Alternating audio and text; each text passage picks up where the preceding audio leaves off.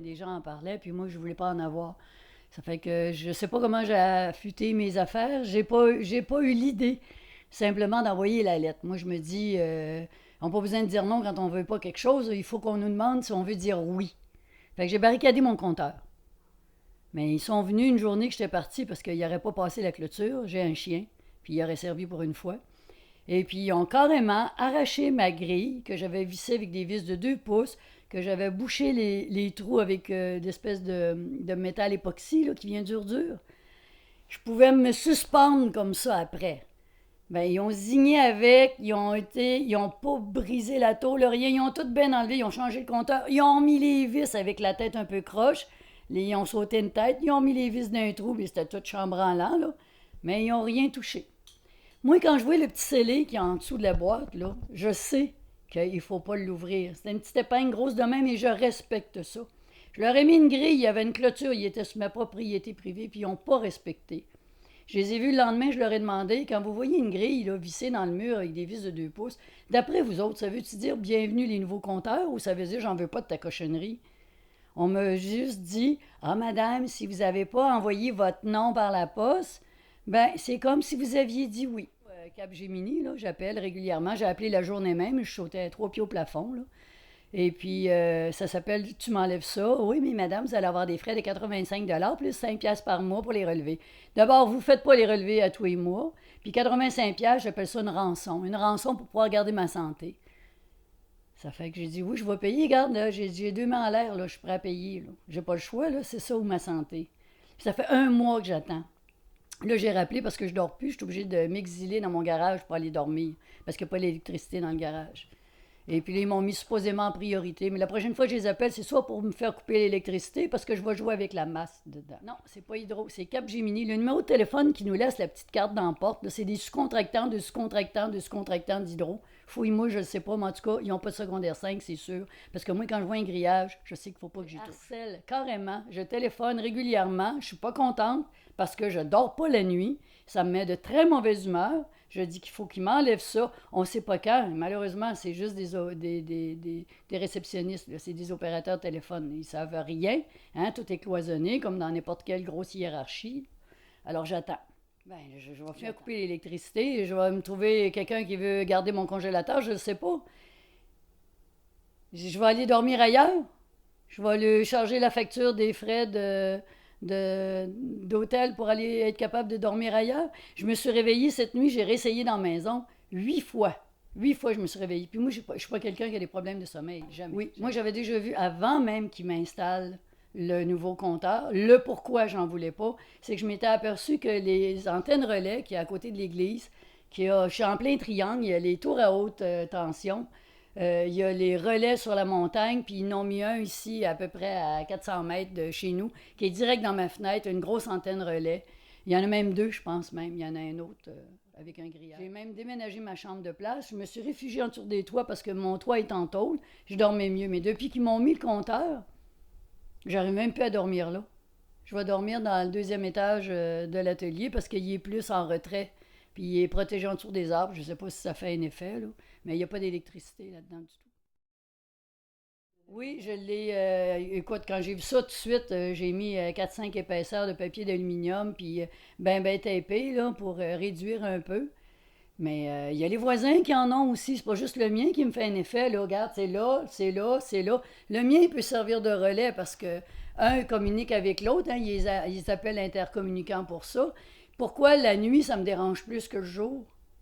Qu'est-ce qui se passe? Ils tirent-tu plus du jus la nuit? Je sais pas. Puis je travaille à la maison. Puis l'ordi est fermé. Puis j'ai pas de micro-ondes. Puis j'ai pas de téléphone sans fil. Puis l'ordi, moi, il est câblé. Il est pas avec un routeur. Mais c'est la nuit que ça me dérange le plus. Tu fais attention à ta santé, tu fais attention à plein de choses. Puis tu arrives avec des affaires de même sans ta permission. Ils m'ont pas demandé en vue de tuer un. Ils m'ont dit, t'as pas dit non. Si t'as pas dit non, t'as dit oui. Moi, dans ma tête à moi, quand une fille elle dit pas non, ça veut pas dire qu'elle a dit oui, tu sais. Fait que ça, c'est malsain. C'est vraiment malsain. Oublie ça, roulette. J'ai tout fait pour le garder, mais ça a l'air que j'ai sous-estimé le manque de savoir-vivre des employés d'Hydro. Carrément. Je dirais pas que c'était des sauvages. Non, ils n'ont rien brisé. Mais ils ont agi pareil en sauvage. Mais c'est ça.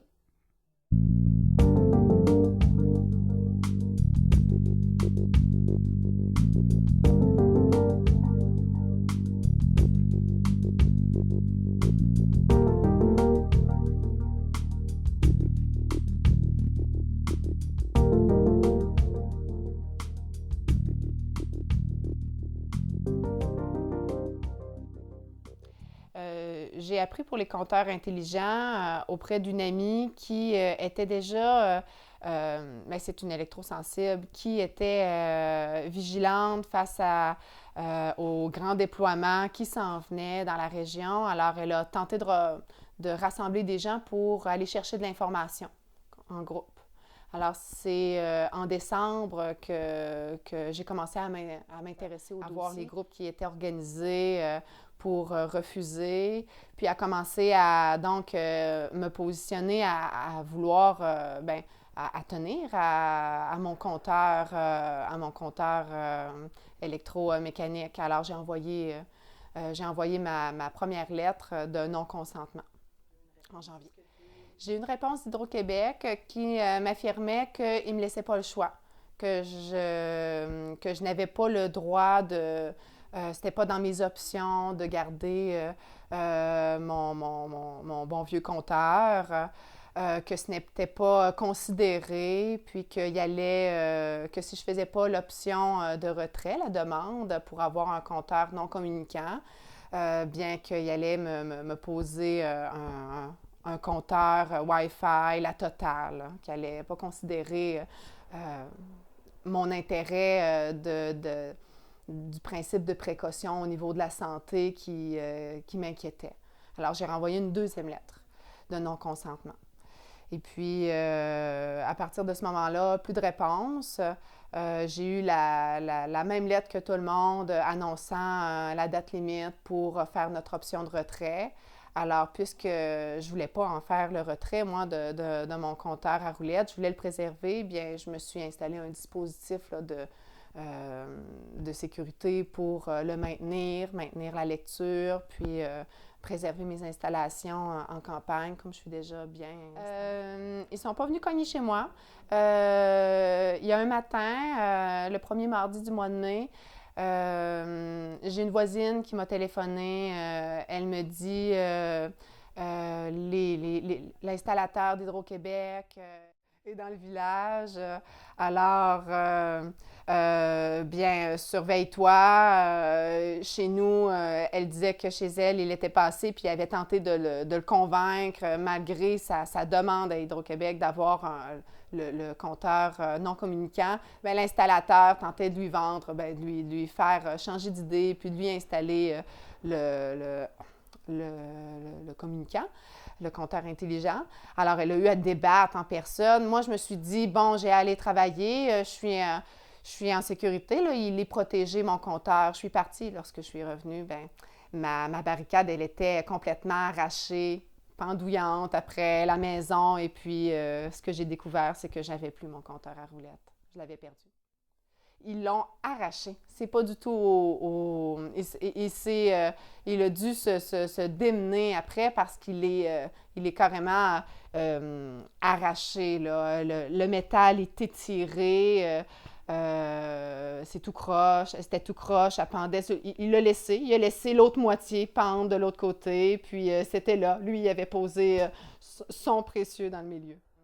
Quand j'ai contacté Hydro-Québec, ils m'ont dit que j'avais pas le droit, j'avais pas ce choix-là, puis que les lettres de non-consentement que j'avais envoyées avaient été traitées comme des plaintes. Ils étaient classés dans leur dossier comme des plaintes. Alors, même que la conseillère au téléphone, l'agente, n'a pas jugé pertinent je lui demandais écrit au dossier, tu sais, qu'est-ce qui est arrivé, puis mes volontés. Mais non, elle disait que c'était que j'avais pas de pouvoir à ce niveau-là, puis que c'était pas nécessaire que ça restreint. Moi, je me demande, dans une démarche non interventionniste, moi, je souhaitais rester ainsi, ne pas avoir de nouvelles technologies qui a encore à faire ses preuves avant, d'après moi, avant d'être sécuritaire. Eh bien, je suis bien curieuse de savoir combien de plaintes, combien finalement de gens qui ont affirmé leur non-consentement. Et ça a été traité probablement comme moi, comme une plainte ou qu'il n'y a pas de suite qui a été donnée par la suite. Et voilà, le taux a probablement augmenté en flèche depuis les nouvelles installations. Qui va demander des comptes à Hydro-Québec? Moi, dans ma démarche non interventionniste, je n'ai pas plus envie d'entrer en guerre avec Hydro-Québec. J'aurais simplement souhaité avoir du respect. Ils se dépêchent aussi à installer leur compteur intelligent avant même les dates. Dans d'autres municipalités, les gens se sont vus changer leur compteur avant même leur date limite pour avoir l'option de retrait. Comme ça incite à dire ah ben il est trop tard pour faire la démarche, c'est déjà changé pour moi, en espérant finalement que, bon, en tout cas, qu'est-ce qu'ils pensent, je vais leur laisser ça. Mais moi, je trouve que c'est vraiment un manque de respect envers notre droit de consommateur. On en reste les clients qui payent pour les services, des services qui sont livrés par notre société d'État. Hein. Il devrait fonctionner comme un bon père de famille pour ses enfants. Puis nous, on dit que pour la santé, on se sent inconfortable. J'ai des enfants à la maison, je choisis de vivre dans un milieu rural pour tous les bienfaits qu'on peut connaître, l'air salin, etc. Et puis voilà, on est pris avec des champs magnétiques qui viennent nous envahir sans notre consentement. J'ai pas envie de réagir dans la haine, dans l'émotion. J'aurais envie qu'on fasse des choix intelligents. Tu sais, que ce soit sensé, que si en tant que collectivité, on va vers un grand déploiement de cette technologie-là, bien, qu'elle fasse du sens. Du sens de ne pas accepter les yeux fermés ce qui est rejeté encore et encore par d'autres, dans d'autres municipalités, dans d'autres pays, à travers le monde. C'est une technologie qui se déploie là, de façon mondiale. Pourquoi toutes dans les mêmes années? C'est questionnable. Puis je crois qu'on devrait avoir la juste information, puis avoir le droit de parole.